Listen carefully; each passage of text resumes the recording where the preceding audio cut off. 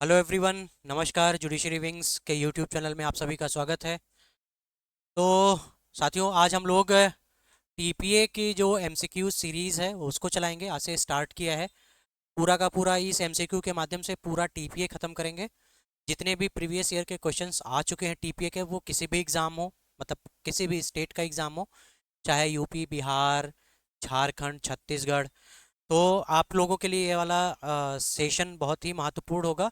हम लोग एक एक चैप्टर वाइज करेंगे ताकि आप लोगों को भी फ़ायदा हो कि अगर आप रिवाइज भी करना चाहें या वीडियो के माध्यम से पढ़ना भी चाहें तो वो सारी चीज़ों का आप लोगों को फ़ायदा हो सके। तो हम लोग इसमें देखेंगे कि हम लोग क्या क्या, मतलब कहाँ कहाँ से क्या क्या चीज़ें करेंगे। ठीक है। तो इसमें जो हम लोग शुरू कर रहे हैं वो सेक्शन 1 से लेके 4 तक जितने भी क्वेश्चन अभी तक आए हुए हैं उसको हम लोग करेंगे, अर्थात चैप्टर 1 to 4, अर्थात किसकी बात कर रहे हैं? चैप्टर 1 की बात कर रहे हैं, जो सेक्शन 1 से लेके 4 तक है। ठीक है। तो आप लोग इस चीज़ को देखेंगे और एमसीक्यू के माध्यम से है तो आपको बहुत अच्छे से समझ में भी आएगा। अगर आप लोग नए हैं तो चैनल को सब्सक्राइब कर दीजिए और अपने बाकी साथियों के साथ में शेयर कर दीजिए। चलिए शुरू करते हैं आज का सेशन। जो लोग हमसे टेलीग्राम के माध्यम से या इंस्टाग्राम के माध्यम से जुड़ना चाहते हैं तो ये हमारा टेलीग्राम का लिंक है। आप वीडियो को पॉज कर लीजिए और स्क्रीनशॉट लेके आप, ये टेलीग्राम का लिंक है, आप यहाँ पे ज्वाइन कर सकते हैं। चैनल आपको कुछ इस तरीके से दिखेगा। चैनल एक ग्रुप है जहाँ पर एमसीक्यू वगैरह होता है या डेली होता है। अभी फ़िलहाल बंद है लेकिन जल्दी शुरू हो जाएगा। और ये हमारा इंस्टाग्राम का लिंक है। ये इंस्टाग्राम के माध्यम से भी आप हमसे जुड़ सकते हैं और अगर आपकी कोई क्वेरी है, कोई समस्या है तो आप वो कनेक्ट कर सकते हैं, वो चीज़ हमसे पूछ सकते हैं। बाकी आपको नंबर भी मिल जाएगा। आप डिस्क्रिप्शन में जाएंगे, जो वीडियो का डिस्क्रिप्शन है वहाँ पे नंबर भी मिल जाएगा। अगर आपको किसी भी तरह की क्वेरी है तो आप वो चीज़ आराम से पूछ सकते हैं और आपको हर चीज़ का आंसर किया जाएगा अगर कोई डाउट है तो। चलिए शुरू करते हैं आज का सेशन। पहला इंपॉर्टेंट क्वेश्चन है, which one of the following law commission made the draft of TPA, transfer of property act. ठीक है। ये उत्तराखंड में क्वेश्चन आया हुआ है और कई स्टेट में क्वेश्चंस आया हुआ है ये। तो आप लोग बताइए कि जो टीपीए का जो ड्राफ्ट हुआ था वो किस विधि आयोग ने किया था? प्रथम ऑप्शन है आपका first law commission, second law commission, third law commission या फोर्थ लॉ कमीशन। चलिए बताइए आप लोग किसने किया था? तो जो टीपीए का जो ड्राफ्ट बनाया था वो फर्स्ट लॉ कमीशन ने बनाया था। ठीक है। जो टीपीए का ड्राफ्ट बना था वो किसने बनाया था? फर्स्ट लॉ कमीशन, अर्थात प्रथम विधि आयोग। अब अपनी आईपीसी तो है नहीं, नहीं तो आईपीसी का जो ड्राफ्ट था उसको भी प्रथम विधि आयोग ने ही बनाया था, मतलब ड्राफ्ट किया था उसको। चलिए नेक्स्ट क्वेश्चन की तरफ बढ़ते हैं। नेक्स्ट क्वेश्चन है, before commencement of the transfer of property act 1882, the transfer of immovable property, अर्थात जो कौन सी संपत्ति है? अचल है और ऐसी संपत्ति जो मूव नहीं करती है, in India was govern by, अर्थात जब टीपीए लागू नहीं हुआ था तो उसके पहले जो अचल संपत्तियों का अंतरण होता था वो किस विधि के माध्यम से होता था? पहला ऑप्शन है आपका इंडियन रजिस्ट्रेशन एक्ट 1908, दूसरा है principle of English law and equity, third option is British sale of goods act 1880 या इंडियन कॉन्ट्रैक्ट एक्ट 1872। आप लोग जल्दी से इसका आंसर करिए कि इसका आंसर क्या होगा। जल्दी से बताइए इसका आंसर क्या होगा। चलिए इसका जो सही आंसर है वो है principle of law, principal of English law and equity. ठीक है। इसके आधार पर पहले क्या होता था, संपत्ति का जो मूवेबल, इमूवेबल जो संपत्ति थी, जो इमूवेबल संपत्ति थी उसका क्या होता था? ट्रांसफर होता था। इमूवेबल मतलब कि जो ऐसी संपत्ति जो मूव नहीं कर पाती, मतलब जैसे जो आपसे, जैसे आपकी जमीन से जुड़ी हुई, जब अभी हम डिफिनेशन क्लॉज आएंगे तो उसमें सीधे सीधे बताया गया है कि चल संपत्ति क्या होती है और अचल संपत्ति क्या होती है। हाँ, जैसे आपका घर हो गया, या कोई ऐसी, जैसे आपका कोई फलदार वृक्ष हो गया, टिम्बर तो आपका आपका मूवेबल में आएगा। ठीक है, ग्रास भी आएगा आपका मूवेबल में, या ग्रोइंग क्रॉप्स वो भी आएगा। ठीक है, तो ये सारी चीजें क्या होंगी, क्या होती थी, इमूवेबल होती थी, जमीन हो गई आपकी। ठीक है, तो इसका सही आंसर क्या हो गया, ऑप्शन बी। चलिए नेक्स्ट क्वेश्चन की तरफ बढ़ते हैं। Next question, the transfer of property act was enacted in the year, किस संपत्ति अंतरण अधिनियम किस वर्ष बनाया गया था? बताइए, बहुत सिंपल सा आंसर है, आप लोग जल्दी से आंसर करके बताइए, किसने बनाया था, मतलब किस ईयर में बना था? अब आप लोग जब टीपीए पढ़ते होंगे, या टीपीए का बेयर एक्ट ही होगा, तो उसमें लिखा होगा, मैं शॉर्ट में लिख देता हूं। ठीक है, ये हो गया ट्रांसफर ऑफ प्रॉपर्टी एक्ट, और साथ में ऐसे कॉमा दे के लिखा होता है ईयर। ठीक है, तो ये वही ईयर हो गया आपका, ये सही आंसर। अब देख लीजिए 1882 कहाँ पर है, कहाँ पर है, बी में है ना? तो क्या हो गया आपका 1882 आपका सही आंसर हो गया। ठीक है, कोई डाउट है तो बताइए उसको, अगर कोई डाउट नहीं है तो हम लोग आगे बढ़ते हैं। चलिए, और वीडियो को जल्दी जल्दी आप लोग शेयर भी कर दीजिए। नेक्स्ट क्वेश्चन है, the transfer of property act 1882 came into force on, मतलब किस तारीख को जो टीपीए था वो क्या हुआ, लागू हुआ, वो डेट बताइए। बताइए, 1 अगस्त 1882, 1 अगस्त 1882, 1 जुलाई 1882, 1 सितंबर 1882, या 1 अक्टूबर 1882? जल्दी से कमेंट कर कर बताइए। तो इसका जो सही आंसर है वो क्या है, 1 जुलाई 1882, 1 जुलाई 1882 को टीपीए लागू हुआ था। ठीक है, चलिए नेक्स्ट क्वेश्चन है, transfer of property act came into force on, बताइए। बहुत सही क्वेश्चन आया है, ये फंसाने वाला क्वेश्चन है। अभी हम लोग क्वेश्चन कर चुके हैं, सेम क्वेश्चन किए हैं, बट इस बार ये जो क्वेश्चन का मॉडल है वो फंसाने वाला है। चलिए, थोड़ा सा फंसाने वाला, दिमाग लगाएंगे तो हो जाएगा। देखिए, हम लोग क्या पढ़े थे अभी, जो प्रीवियस जो क्वेश्चन था हम लोगों का, उसमें क्या ऑप्शन था, 1 जुलाई 1882। देखिए, इसमें कहीं है क्या जुलाई, इसमें मार्च है। ठीक है, ये कट जाएगा, अप्रैल कट जाएगा, मई कट जाएगा, तो आपका सही आंसर क्या हो गया, डी। डी सही आंसर हो गया, अर्थात इनमें से कोई नहीं। चलिए नेक्स्ट क्वेश्चन बताइए, नेक्स्ट क्वेश्चन जल्दी से करते हैं, है ना? Chapter 2 of the transfer of property act shall not be deemed to effect any rule of, क्या पूछ रहा है, संपत्ति अंतरण अधिनियम 1882 का अध्याय 2 चैप्टर 2 किस विधि के नियम को प्रभावित करने वाला नहीं माना जाएगा? अर्थात जो टीपीए का चैप्टर 2 है वो किसको प्रभावित नहीं करता है, Christian law, Muslim law, Parsi law, या D none of the above? तो जब आप टीपीए पढ़ते हैं तो इसमें जो सही आंसर, आप अगर टीपीए पढ़े हैं तो आपको समझ में आ जाएगा कि इसमें कौन सा सही आंसर है। तो इसका जो सही आंसर है वो बी है, मुस्लिम लॉ, क्योंकि एक ही बार आता है ये उल्लेख। ठीक है, चलिए नेक्स्ट क्वेश्चन देखते हैं, the doctrine of election is applicable to, जो चुनाव का सिद्धांत है वो किस पर लागू होता है? आप लोग जल्दी से बताइए, हिंदू पे, मुसलमान पे, ईसाई पे, या डी उपरोक्त सभी पे? जल्दी से बताइए आप लोग, डॉक्ट्रिन ऑफ इलेक्शन निम्न में से किस पर लागू होता है? जल्दी से बताइए, छत्तीसगढ़ के लिए भी बहुत इंपॉर्टेंट है, क्योंकि छत्तीसगढ़ में भी क्या है, टीपीए है। चलिए, तो इसका जो सही आंसर है वो ऑप्शन डी है, ऑल ऑफ दी एबव। समझ में आया? चलिए नेक्स्ट क्वेश्चन देख लेते हैं, rule against perpetuity against under the transfer of property act does not affect any rule of, संपत्ति अंतरण अधिनियम 1882 के अंतर्गत दिया गया शाश्वता के विरुद्ध नियम किस नियम पर प्रभाव नहीं डालता? जल्दी से बताइए। और हम लोग क्या करेंगे, जितने भी टीपीए के डॉक्ट्रिन्स हैं उनको हम लोग एक वीडियो में करने का प्रयास करेंगे, ठीक है। जितने भी डॉक्ट्रिन्स हैं टीपीए के, क्योंकि डॉक्ट्रिन से बहुत सारे क्वेश्चंस आते हैं, कोई भी एग्जाम हो। यूपी में खास करके बहुत क्वेश्चन आता है, एमपी में भी आता है, छत्तीसगढ़ में भी आता है, झारखंड में भी आता है।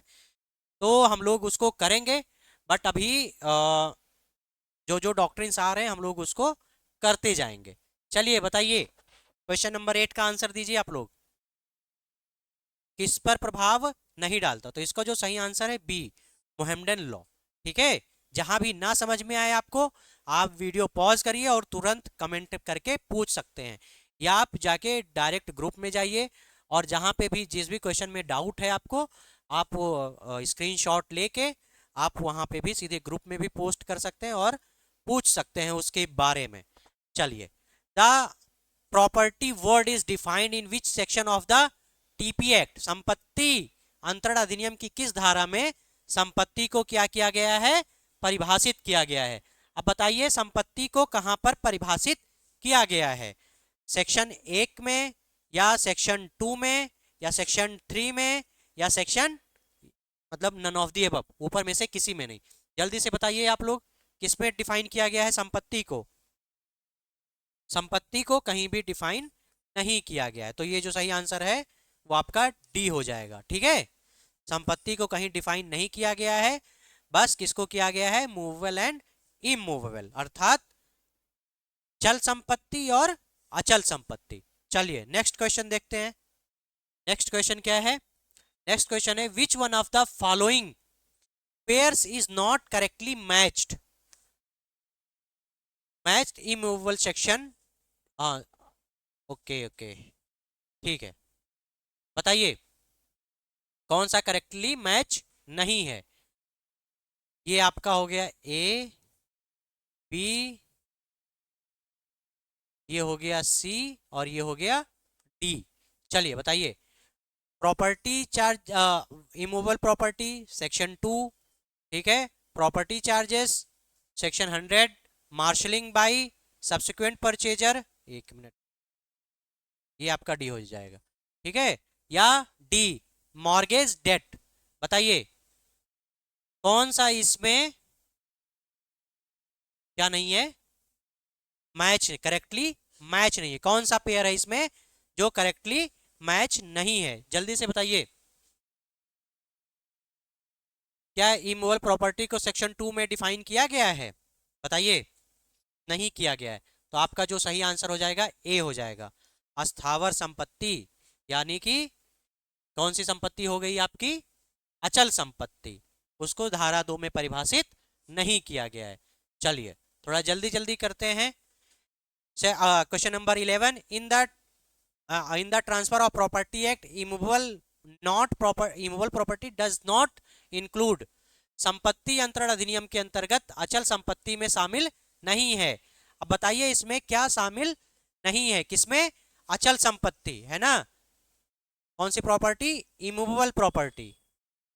ठीक है, बताइए जल्दी से बताइए इसका आंसर, क्या नहीं शामिल है? देखिए, आपकी इमारत हो गई, भवन हो गया, घर हो गया, वो आपकी क्या है, इमूवेबल प्रॉपर्टी है। लैंड हो गया आपका, वो भी इमूवेबल प्रॉपर्टी है, मतलब ऐसी प्रॉपर्टी जिसको जमीन से जुड़ी हो, मतलब जमीन में क्या हो, आ, मतलब धसी हो, है ना, धसी हो, मतलब उसको क्या कहेंगे, भू आबद्ध हो, ठीक है ना, भू आबद्ध हो। तो जमीन को भी आप इधर उधर से नहीं कि, है ना, कि जैसे आपकी गोंडा में जमीन है, आप उसको ले जाके दिल्ली में पटक दीजिए, ऐसा तो कर नहीं सकते आप। घर को भी आप नहीं हिला सकते, है ना, वैसे भी अब और बिहार वगैरह में जैक वैक लगा के लोग घर वर उठा लेते हैं, यूपी में भी उठाते हैं, तो बट इमूवेबल है वो। और तीसरा क्या हो गया, पॉन्ड हो गया या तालाब हो गया। अब ऐसा तो है नहीं कि आपके गांव में तालाब है, आप उसको लेके जाके अपनी एक्स के गांव में वहां पे घर के बगल में तालाब शिफ्ट कर दिया, ऐसा तो कर नहीं सकते। या D, standing timber. Standing timber मतलब वो पेड़ जिनका प्रयोग टिम्बर के लिए किया जाता है, फर्नीचर के उपयोग के लिए किया जाता है, उनको क्या कहा जाता है? Standing timber. मतलब ऐसे पौधे जिनका उपयोग सोफा, बेड, रजाई, गद्दा ये सब बनाने में किया जाता है ना, वो क्या होते हैं? आपके स्टैंडिंग टिम्बर होते हैं। क्या अब ये भी तो जमीन से जुड़ा होता है भाई, जड़ होता है। जैसे आपका यूकेलिप्टस का पेड़ हो गया, जैसे आपका सागौन का पेड़ हो गया, साखू का पेड़ हो गया, बहुत सारे पेड़ ऐसे आते हैं ना, पॉपुलर हो गया। तो ये सब क्या होते हैं? इनको क्या किया गया? इमूवेबल प्रॉपर्टी की कैरेक्टर से हटा दिया गया है। यहाँ पे अगर यहाँ पर होता मैंगो ट्री, है ना, अगर यहाँ पर क्या होता? मैंगो ट्री, तो ये आपका क्या हो जाता? आपका आपका ये इमूवेबल प्रॉपर्टी हो जाता। बट स्टैंडिंग टिम्बर क्या है? इमूवेबल प्रॉपर्टी में शामिल नहीं है। और जो भाई, और आपका क्या हो गया? ग्रोइंग ग्रोइंग क्रॉप्स, अर्थात आपका जो धान, गेहूं, जौ, बाजरा जो अभी आप बोया जाता है, जो गांव के लोग होंगे वो भली भांति परिचित होंगे, है ना, तो उसको भी क्या किया जाता है? इमूवेबल प्रॉपर्टी में नहीं शामिल किया जाता है, वो मूवेबल प्रॉपर्टी में आती है। चलिए, तो इसका सही आंसर हो गया ऑप्शन डी। नेक्स्ट क्वेश्चन की तरफ बढ़ते हैं। नेक्स्ट क्वेश्चन है, which one of the following is not immovable property? इनमें से कौन सा इमूवेबल प्रॉपर्टी नहीं है? आप बताइए। अभी हम लोग किए हैं क्वेश्चन, सेम क्वेश्चन किए हम लोग, जल्दी से बताइए। सरफेस ऑफ लैंड, भूमि की धरातल, वही है। Reverse of surface of land, नदी भी नहीं होगा। थिंग्स अटैच टू अर्थ, है ना, ये मैं कहना चाह रहा था। थिंग्स अटैच टू अर्थ, कोई भी ऐसी चीजें हैं जो धरती से जुड़ी हुई हैं, अटैच्ड हैं, वो क्या होंगी? आपकी इमूवेबल प्रॉपर्टी होंगी। बट जो स्टैंडिंग टिम्बर है वो शामिल नहीं है। ये भी अब ऐसा तो है नहीं कि जो टिम्बर के जो स्टैंडिंग टिम्बर होते हैं वो आसमान में लटके होते हैं, ऐसा नहीं होता है ना। धरती चपटी है तो क्या मतलब हुआ? वो उस पे भी चीजें उग सकती हैं, ठीक है। चलिए, तो स्टैंडिंग टिम्बर है जो आपका, वो क्या हो गया? वो इमूवेबल प्रॉपर्टी अर्थात अचल संपत्ति की श्रेणी में नहीं आती। चलिए, question number 13, which which of the following is not an immovable property under the TPA? जल्दी से बताइए, जल्दी से बताइए आप लोग, क्या नहीं है इसमें? A, question number option A है, a debt secured by mortgage of an immovable property, अचल संपत्ति के बंधक द्वारा प्रतिभूत किया गया ऋण। B, a right of worship in a specific temple, या सी, अ लेक, या D, a right to catch and carry fish from a pond. मतलब किसी तालाब या झील से क्या करना? मछली पकड़ना, या उसको पकड़ के अपने कहाँ घर लेके जाना। अब बताइए इसमें से कौन सा क्या नहीं है, अचल संपत्ति के अंतर्गत नहीं आता? जल्दी से इसका आंसर बताइए आप लोग, जल्दी से बताइए। Right of worship in specific temple, ये आपकी अचल संपत्ति में नहीं आती, ठीक है। चलिए, question number 14, under the TPA which one of the following is not included with in the term of immovable property? है ना, बताइए, अभी हम लोग क्वेश्चन कर रहे हैं, बताइए। कमजोर मकान, उगती फसलें, रेलवे स्टेशन, रास्ते का अधिकार। अब आप लोग जल्दी से बताइए इसका आंसर। अभी मैं बातों बातों में जब ऑप्शन आ रहे थे क्वेश्चन सेम नेचर के, तो वो बात हुई थी। तो इसमें क्या नहीं होगा? जो ग्रोइंग क्रॉप्स होती हैं, जो उगती फसलें होती हैं, वो टीपीए के इमूवेबल प्रॉपर्टी के कैरेक्टर के अंतर्गत नहीं आती है, उसके डिफिनीशन में नहीं आती हैं। तो आपका जो सही आंसर होगा वो बी होगा, ठीक है। कंफ्यूजन ये हो जाता है, देखिए, ये टीपीए, कॉन्ट्रैक्ट एक्ट, ये ऐसे सब्जेक्ट है, सीपीसी हो गया, कि आप कितना भी पढ़ लेंगे याद नहीं रहेगा, है ना। इसी में आके आदमी कंफ्यूज हो जाता है। जैसे ही आपको 4 ऑप्शन दिया जाएगा, तुरंत कंफ्यूजन हो जाएगा कि इसमें सही आंसर क्या होगा। लगता है कि भाई कितना भी पढ़ लीजिए आप, पूरा टीपी आपको रटा हो, लेकिन जो ऐसे क्वेश्चंस आते हैं वो आपके गड़बड़ हो जाते हैं, है ना। तो वो गड़बड़ ना हो इसलिए आप क्या करिए, इस चीज को देखते रहिए, बार बार रिवाइज करते रहिए। समझ में आया? चलिए नेक्स्ट क्वेश्चन की तरफ बढ़ते हैं। नेक्स्ट क्वेश्चन बात कर रहा है, which is not the immovable property, अचल संपत्ति कौन सी नहीं है? जमीन का पट्टा, उगती फसलें, या रास्ते का अधिकार, या अचल संपत्ति की आमदनी में जीवन हित। चलिए सही आंसर हो गया बी, ग्रोइंग क्रॉप्स। चलिए नेक्स्ट क्वेश्चन है, वही है, सिंपल सा सेम क्वेश्चन है। संपत्ति अंतरण अधिनियम के अनुसार शब्द अचल संपत्ति, क्या अचल संपत्ति इमूवेबल प्रॉपर्टी में क्या शामिल नहीं है? जमीन, खान, कृषि योग्य जमीन, या उगती फसल। अब देखिए कंफ्यूजन यहाँ पे फिर से आ जाएगा। जमीन तो चलिए आप लोग इतनी बार सुन चुके हैं कि जमीन को नहीं ट्रांसफर की, मतलब क्या है ये, इमूवेबल है। माइंस भी आपको लगेगा कि हाँ भैया माइंस भी होती हैं। उगती फसलें अगर आपको पढ़े हैं, रिवाइज नहीं किए हैं तो नहीं याद आएगा, फिर इसमें कंफ्यूजन हो जाएगा आपको सी और डी में। लेकिन कंफ्यूजन नहीं करना है, क्या करना है आपको, सही आंसर आपका डी है, ग्रोइंग क्रॉप्स। चलिए नेक्स्ट क्वेश्चन की तरफ बढ़ते हैं। अस्थावर संपत्ति, वही इमूवेबल प्रॉपर्टी के अंतर्गत क्या शामिल नहीं है, क्या नहीं आता है, जल्दी से बताइए। अगर इसमें पूछ लिया जाता कि क्या है तो वो भी बता दीजिए, और इसमें पूछा गया है क्या नहीं है तो आप वो भी बता दीजिए। बताइए।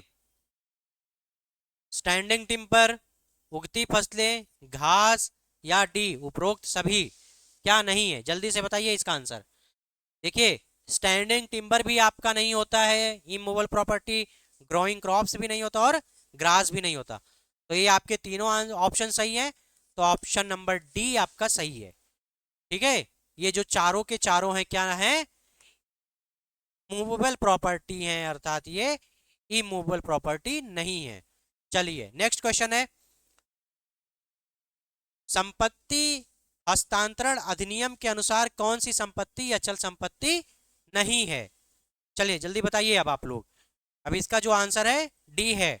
अब आप लोग ये बोलेंगे कि सेम क्वेश्चन को बार बार क्यों करा रहे हैं आप, सेम नेचर के क्वेश्चंस हैं। तो भाई मेरे ये इसलिए कराया जा रहा है क्योंकि अलग अलग स्टेट में आया है। ठीक है, क्वेश्चन के नेचर में कुछ ना कुछ परिवर्तन आपको दिखेगा, ऑप्शन में ही दिख जाएगा।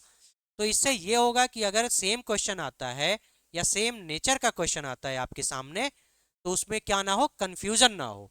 आप इस चीज को बार बार देखिए, जितनी बार हो सके उतनी बार देखिए। अगर आपको ये डाउट है कि मैं एक बार पढ़ लिया मुझे आ गया, अब मुझे पढ़ने की जरूरत नहीं है, तो मान लीजिए कि आपका वो क्वेश्चन गलत होगा। तो इसलिए गलत नहीं करना है। जल्दी से बताइए इसका क्या आंसर होगा। तो इसका आंसर होगा आंसर ऑप्शन नंबर डी।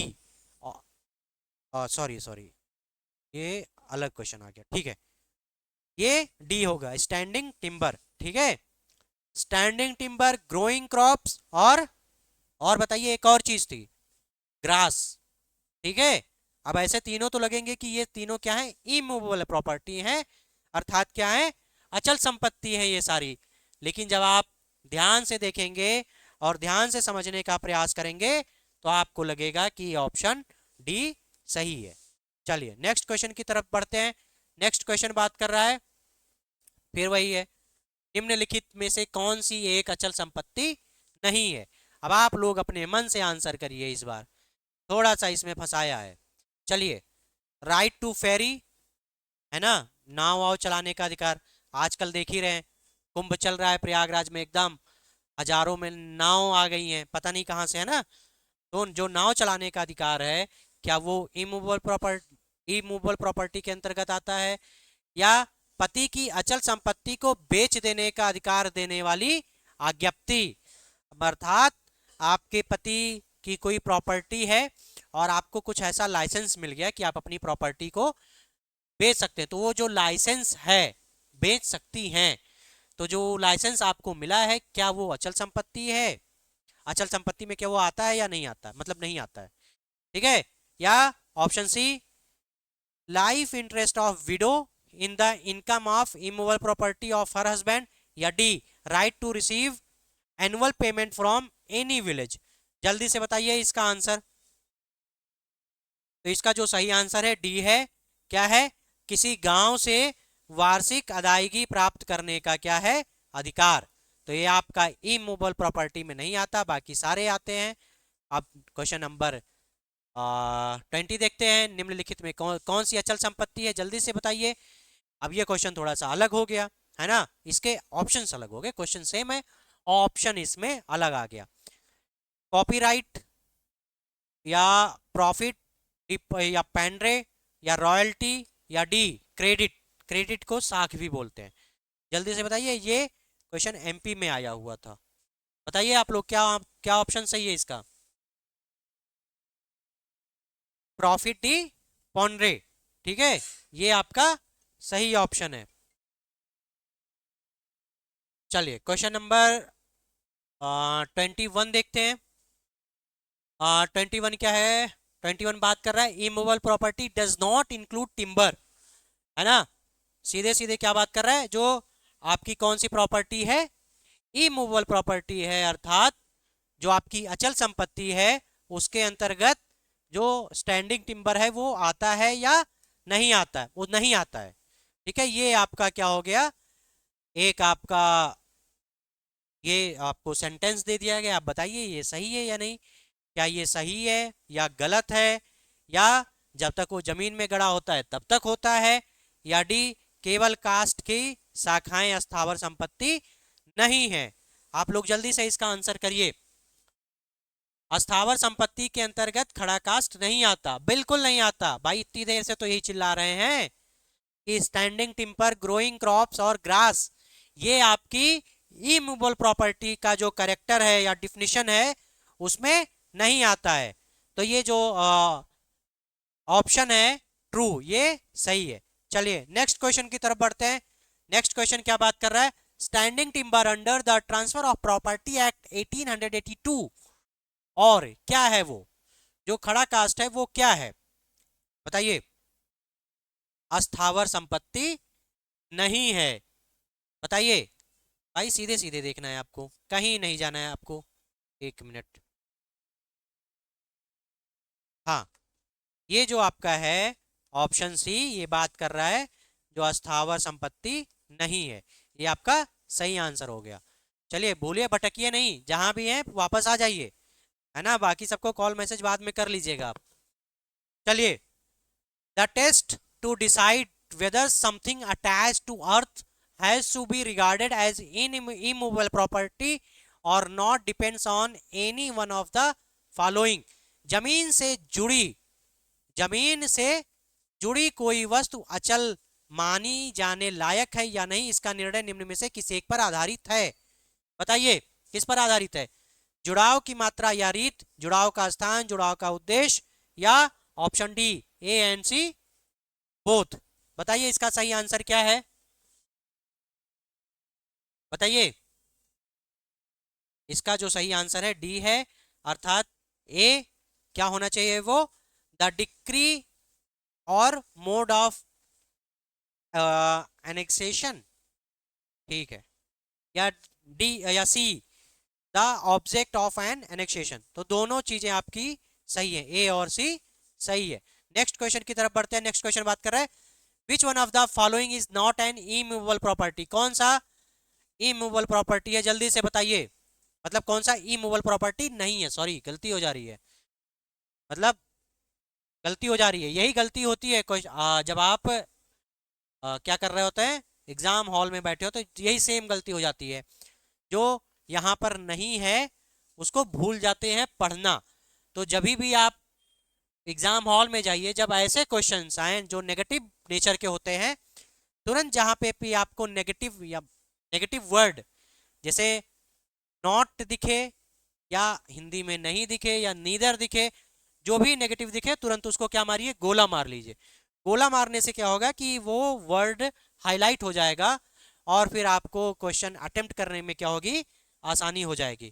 ठीक है, बताइए इसका सही आंसर क्या होगा, बताइए। जो राइट टू वर्शिप है ये क्या नहीं होता है आपका, अचल संपत्ति नहीं होता है। हम लोग अभी कर चुके हैं ये क्वेश्चन को। चलिए अगला क्वेश्चन बात कर रहा है इंस्ट्रूमेंट अंडर द टीपीए, संपत्ति अंतरण अधिनियम के अंतर्गत लिखित से क्या अभिप्रेत है? लिखत, लिखत इंस्ट्रूमेंट, ये अभिप्रेत होगा। ठीक है मित्रों, चलिए ये अभिप्रेत है। देख मतलब, और बाकी ये तो सब लिखा ही है कहाँ कहाँ पे आया है, ताकि आप लोगों के लिए भी आसानी हो। आप लोग क्या करिए, अगर प्रीवियस ईयर के क्वेश्चंस पेपर हैं तो आप लोग मैच भी करा सकते हैं, क्योंकि हम लोग कोशिश कर रहे हैं कि ऑथेंटिक क्वेश्चंस जो पूछे गए हैं कुछ नए बना के आप लोगों से कराए जाए, ताकि ये जो एमसीक्यू सीरीज अगर आप कर लेंगे तो आपको प्रीवियस ईयर के जो क्वेश्चंस पेपर हैं उस पर माथा नहीं खपाना पड़ेगा अपना। ठीक है, हो जाएगा। चलिए बताइए, लिखत से क्या अभिप्रेत है? A testamentary instrument, B a testamentary as well as non testamentary instrument, या C a non testamentary instrument, या डी any written document। जल्दी से बताइए इसका आंसर, इसका जो सही आंसर है जल्दी बताइए, वो ऑप्शन सी है, अ नॉन टेस्टामेंट्री इंस्ट्रूमेंट, एक अवसीतीय लिखत। या इसको जब आप पढ़ेंगे बेयर एक्ट तो आपको समझ में आ जाएगा। ठीक है, और बहुत ही जल्दी हम लोग जो छत्तीसगढ़ है उसके लिए कुछ मटेरियल पानी लेके आएंगे आप लोगों के लिए, ताकि आप लोगों को भी फायदा हो सके। ठीक है, जल्दी से वीडियो को आप लोग शेयर कर दीजिए, ग्रुप में जुड़ जाइए। चलिए नेक्स्ट क्वेश्चन देखते हैं। How many witnesses are required for attesting an instrument under the TPA act? बताइए, संपत्ति अंतरण अधिनियम के अंतर्गत लिखित को अनुप्रमाणित करने के लिए कितने साक्षी अपेक्षित हैं, कितने साक्षी जरूरी होते हैं किसी लिखत को क्या करने के लिए, प्रमाणित करने के लिए? 3, 4, 5, 2। तो जो ऑप्शन डी है वो सही है। ठीक है, ऑप्शन डी, ऑप्शन डी क्या बात कर रहा है, दो, दो की बात कर रहा है, तो ये आपका सही आंसर है। चलिए नेक्स्ट क्वेश्चन की तरफ बढ़ते हैं। नेक्स्ट क्वेश्चन क्या बात कर रहा है, what is the minimum number of witnesses for presence and signature in relation to attestation of an instrument? किसी लिखत के प्रमाणन के संबंध में साक्षियों की उपस्थिति एवं हस्ताक्षर के संबंध में न्यूनतम संख्या क्या है? जल्दी से आप लोग बताइए। कम से कम एक होनी चाहिए, कम से कम दो होनी चाहिए, कम से कम तीन होनी चाहिए, या डी आवश्यकता ही नहीं है, हम अकेले चुनाव जीत जाएंगे? जैसे मोदी जी कहते हैं कि हमको किसी की आवश्यकता नहीं है। आप लोग बताइए भाई, अभी हम लोग पढ़ ही चुके हैं, इसके पहले वाला जो क्वेश्चन सॉल्व किए थे तो उसमें कितने की बात की गई थी, दो की बात की गई थी। वही है, एटलीस्ट टू टू विटनेसेस या दो साक्षी आपको चाहिए होते हैं। ठीक है, नेक्स्ट क्वेश्चन देख लेते हैं। नेक्स्ट क्वेश्चन किसकी बात कर रहा है? Section 3 of TPA gives meaning attestation in state that this means. क्या बात कर रहा है, संपत्ति अंतरण अधिनियम की धारा 3 अभिप्रमाणित, जो अटेस्टेशन की बात है, अभिप्रमाणित का अर्थ बताती है, वह बताती है कि इसका अर्थ क्या होगा। बताइए, attested by a witnesses, attested by two witnesses, attested by two और मोर विटनेसेस, या D none of the above? जल्दी से इसका आंसर करिए। देखिए, अटेस्टेड बाय टू और मोर विटनेसेस, ठीक है, सिर्फ दो नहीं, मिनिमम दो, कम से कम दो होने चाहिए, मैक्सिमम की बात नहीं है, मिनिमम दो होने चाहिए। तो जो सही आंसर है वो आपका सी हो जाएगा। यहाँ पे कंफ्यूज हो जाएंगे आप ऑप्शन बी को लेके कि अटेस्टेड बाय टू विटनेसेस, तो ये नहीं होता है। मतलब आप क्या है, attested bye minimum to witnesses, और मोर कुछ भी हो सकते हैं।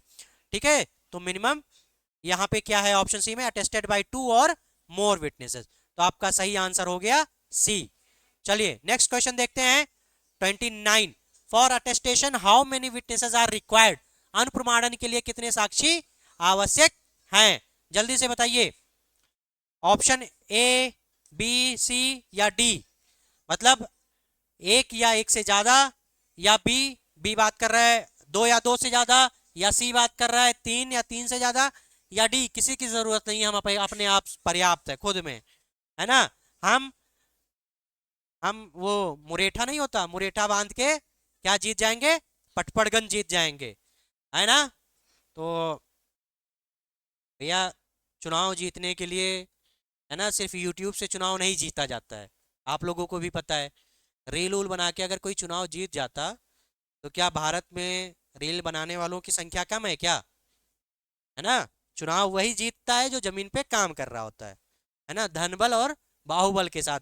लेकिन हमारे वो गुरु जी के पास दोनों था, धनबल भी था, बाहुबल भी था, है ना, एकदम गोंडा से छठे छठे बदमाशों को लेके गए थे वहां पे, लेकिन चुनाव जीत पाए नहीं। आप रील से चुनाव नहीं जीत सकते। आप किससे जीत सकते हैं?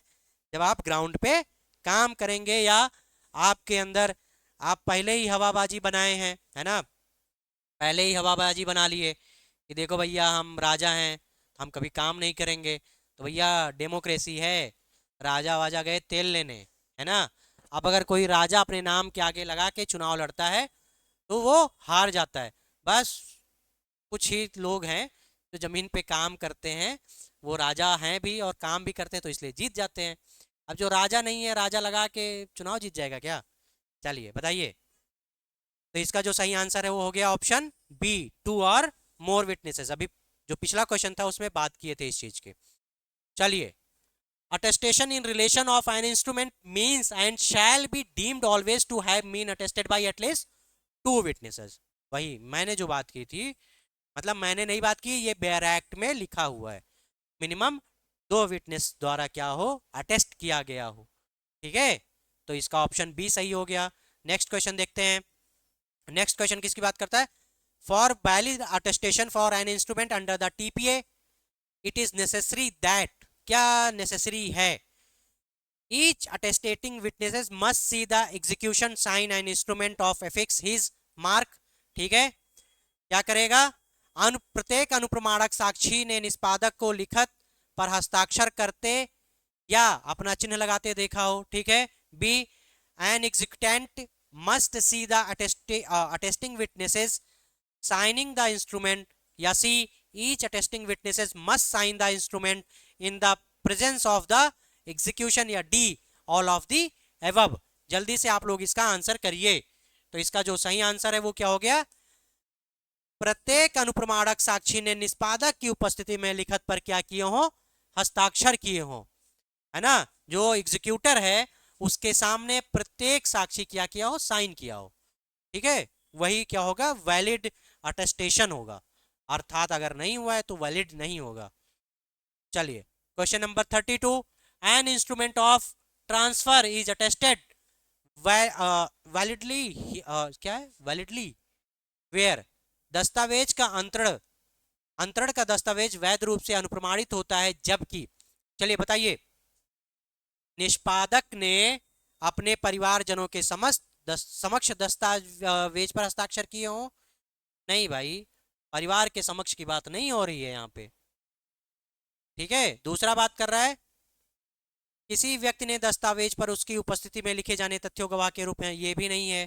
ठीक है, एक व्यक्ति जिसने निष्पादक को दस्तावेज पर हस्ताक्षर करते देखा, अपने हस्ताक्षर गवाह के रूप में करता है। डी क्या बात कर रहा है? दस्तावेज दो गवाहों द्वारा हस्ताक्षरित हो। ठीक है, जिन्होंने निष्पादक को हस्ताक्षर करते देखा हो, जिन्होंने निष्पादक की उपस्थिति में क्या किया हो? हस्ताक्षर किया हो। ठीक है, कम से कम दो होने चाहिए, इसको अलग कर लीजिए, दो गवाहों द्वारा। ठीक है, और दूसरा क्या हो? उपस्थिति में, निष्पादक की उपस्थिति में हस्ताक्षर हो, है ना, घर वर वालों के नहीं। पता चले कि आप घर वालों के उपस्थिति में ही कुछ भी कर दिए, ट्रांसफर वगैरह कर दिए, है ना, तो वो वैलिड अटेस्टेशन नहीं है। चलिए, क्वेश्चन नंबर 33। क्वेश्चन नंबर 33 बात कर रहा है, संपत्ति अंतरण अधिनियम के अंतर्गत भूमि में निविष्ट चीजें सम्मिलित की गई हैं। बताइए, परिभाषा में बात की गई है, बताइए क्या है? इमूवेबल प्रॉपर्टी, या टेंजिबल इमूवेबल प्रॉपर्टी, या सी अटैच टू अर्थ, या डी इनटेंजिबल इमूवेबल प्रॉपर्टी। बताइए सही आंसर क्या होगा इसका? अटैच टू द अर्थ, वही बात की गई थी जो जमीन से एकदम जुड़ गई हो, अटैच्ड हो, है ना। चलिए, next question 34। Which among the following is recognised as actionable claim? ये क्वेश्चन बहुत आता है भाई और बहुत दिक्कत करता है, पर्सनली मुझे बहुत दिक्कत करता है। आप लोगों को अगर नहीं करता तो आप लोग सौभाग्यशाली हैं, क्योंकि इसमें पूरी की पूरी लिस्ट दे दी गई है। और वो चीज़ कोशिश करेंगे कि आपको वो लिस्ट हम लोग ऐसे प्रोवाइड कराएं ताकि आपको याद रहे। ठीक है, बताइए, अनियोज्य दावा या एक्शनेबल क्लेम में कौन है, इसमें कौन सी है? Future decree, copyright of a book, claim for mesne profit, या डी एरियर्स ऑफ क्या, रेंट? जल्दी से बताइए। तो इसमें ऑप्शन डी आपका सही है, एरियर्स ऑफ रेंट। चलिए, question number 35, a right to sue for damages, क्या है? नुकसानी के लिए दावा का अधिकार। जल्दी से बताइए क्या है ये? क्या ये एक्शनेबल क्लेम है, या नॉट एक्शनेबल क्लेम है, या D C not only a mere right to sue, वाद लाने का अधिकार मात्र नहीं है, या डी ट्रांसफरेबल है, अर्थात हस्तांतरणीय है या अंतरणीय है? बताइए, right to sue for damages, जल्दी से इसका आंसर दीजिए। मैं तो दूंगा ही भाई। ठीक है, क्या है ये? एक्शनेबल क्लेम नहीं है।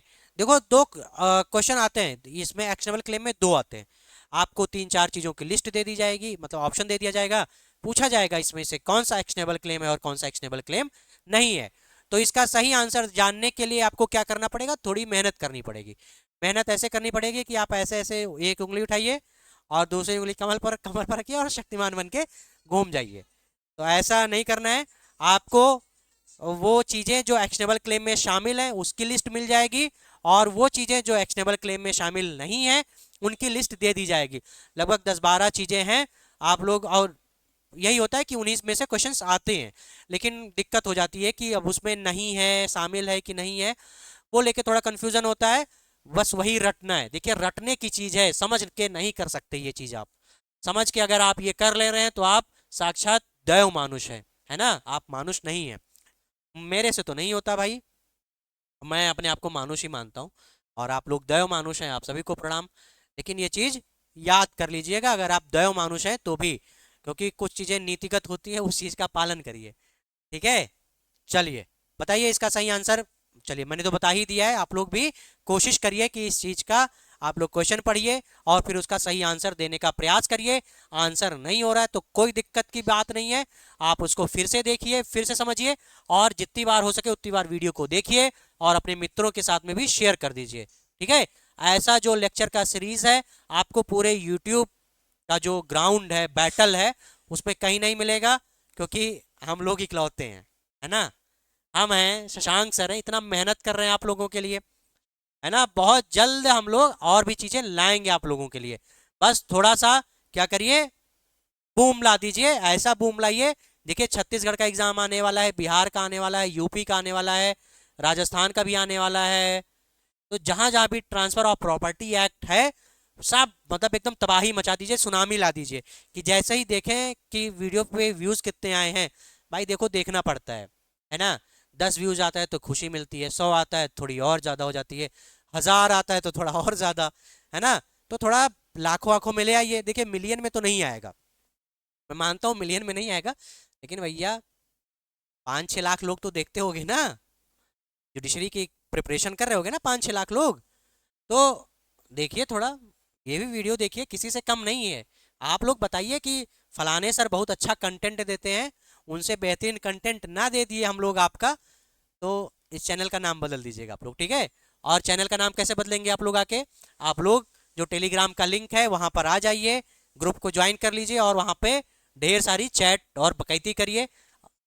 मतलब प्लेटफॉर्म ऐसे ही होता है जहां पे हमारा आपका इंटरेक्शन हो पाए, जहां पे हम और आप बातचीत कर सकते हैं, वही क्या है, सही प्लेटफॉर्म है ना? ऐसे तो बहुत सारे हैं कि देखिए, हम लोग भी बड़े क्या कहेंगे, मतलब आप लोगों के बीच में से ही है।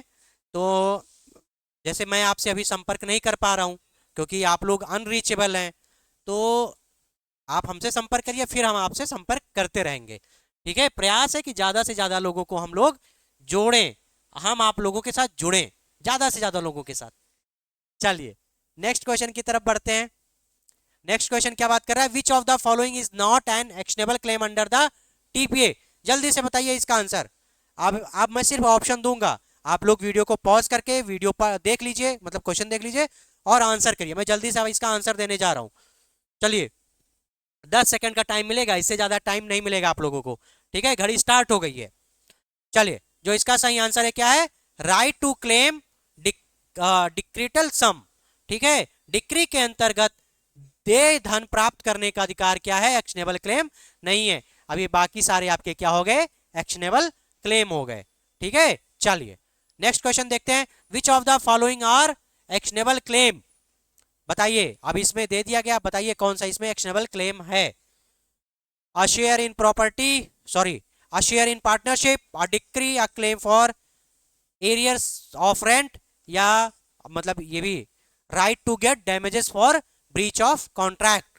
अब बताइए इसका सही आंसर क्या होगा, बताइए। इसका आंसर होगा ऑप्शन डी, ओनली 1 और 3। तो 1 और 3 क्या है, अ शेयर इन पार्टनरशिप, ये क्या है आपका एक्शनेबल क्लेम है, और claim for arrears of rent, ये भी आपका क्या है, एक्शनेबल क्लेम है। चलिए नेक्स्ट क्वेश्चन है, which one of the following is not actionable claim. बताइए जल्दी से बताइए कौन सा एक्शनेबल क्लेम नहीं है। क्वेश्चन नंबर 38, घड़ी स्टार्ट हो गई आपकी। A debt having passed into decreed by the court, ठीक है। चलिए नेक्स्ट क्वेश्चन की तरफ बढ़ते हैं, जल्दी जल्दी करते हैं, ठीक है। हम लोग जल्दी से ऐसा सीरीज भी शुरू करेंगे, कौन बनेगा करोड़पति टाइप का, कौन बड़े बनेगा हजारपति शुरू करेंगे अभी, ठीक है। कौन बनेगा हजारपति, है ना। अभी एक ही पति बन सकते हैं आप, है ना, हजारपति नहीं बन सकते। चलिए बताइए जल्दी से इसका सही आंसर क्या होगा। आ सॉरी, कहाँ चला गया भाई। हाँ, ये है आपका सही answer, A claim for mesne profit, ठीक है, ये आपका सही आंसर हो गया। चलिए क्वेश्चन नंबर 40 क्या बात कर रहा है, which of the following is an actionable claim. कौन सा एक्शनेबल क्लेम है, जल्दी से बताइए कौन सा एक्शनेबल क्लेम है, जल्दी से बताइए आप लोग। Muslim women's claim for unpaid dower, या right to get damages under the law of torts, या C claim for mesne profit, D copyright of a book. जल्दी से बताइए आप लोग। मुस्लिम महिला को अदत्त मेहर का अधिकार का दावा, ये क्या है आपका एक्शनेबल क्लेम है। क्वेश्चन नंबर 41 क्या बात कर रहा है, विच इज एक्शनेबल क्लेम, अनुयोज्य दावा कौन सा है। मैं लिस्ट दे दूंगा आप लोगों को, इसी में से बना के देना पड़ता है मेरे पास, मैं शेयर कर दूंगा। जल्दी से बताइए इसमें कौन सा एक्शनेबल क्लेम है, ए बी सी या डी। जल्दी से इसका सही आंसर करिए आप लोग, बताइए।